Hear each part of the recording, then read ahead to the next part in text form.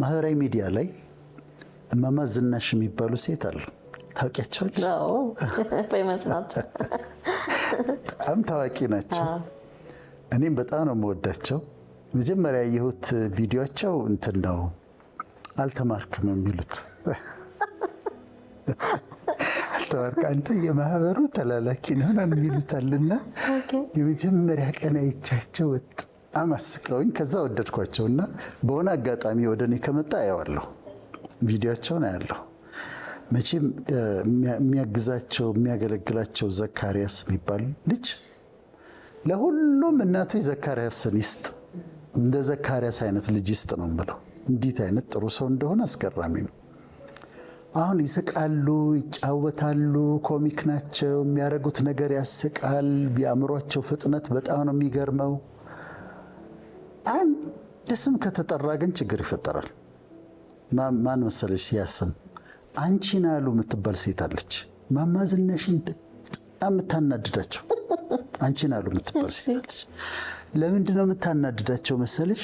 እሳቸው ህልም ይፈታሉ። ህልም ሲፈቱ የሚያስከፍሉት 200 ብር ነው። እማማ ዝናሽ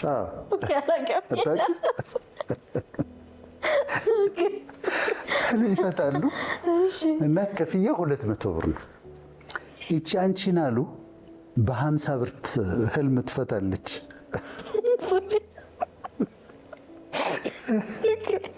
ህልም በገንዘብ እንደሚፈታ አላውቅም ነበር። እሳቸው ስራቸው እኮ እሱ ነው እና 200 ብር ነው የሚያስከፍሉት። እሳቸው አምጣ 200 ብር በ100 ብር አልፈታም ነው የሚሉት። አንቺን አሉ ግን እሳቸው ተፎካካሪ ሆና 50 ብር እያስከፈለች የእሳቸውን ክላይንቶች ትወስድባቸዋለች። እሱ ብቻ አይደለም፣ እድር ውስጥ ትፎካከራቸዋለች። አንዳንድ መልእክት ትልክባቸዋለች። ይናደዳሉ። አንቺን አሉ ከተነሳች እማማ ዝናሽ ተቆጥተዋል። በጣም ነው የሚበሳጩት። ችግሩን መሰለሽ አንቺን አሉ የምትባል ሴት የለችም። ኦኬ ዘካሪያስ ፈጥሮ ነው፣ ፊክሽስ ነች። ለመሳቅ አንቺን አሉ የምትባል ሴት ፈጥሮ እንጂ የለችም። እና እንደዛ ይመስለኛል። አይ ቲንክ ሶ ልክ ነኝ። እና ግን አንቺን አሉ ገና ስሟ ከተነሳ ፊታቸው ይለወጣል እና የምታደርገው ነገር ያናድዳቸዋል። አንቺን አሉ መጣች ተብሎ አንድ ቪዲዮቸው ላይ ሳይ አንቺን አሉ መጣች ተብሎ ብለዋል። ፖሊስ ጠርተዋል እና አይወዷትም።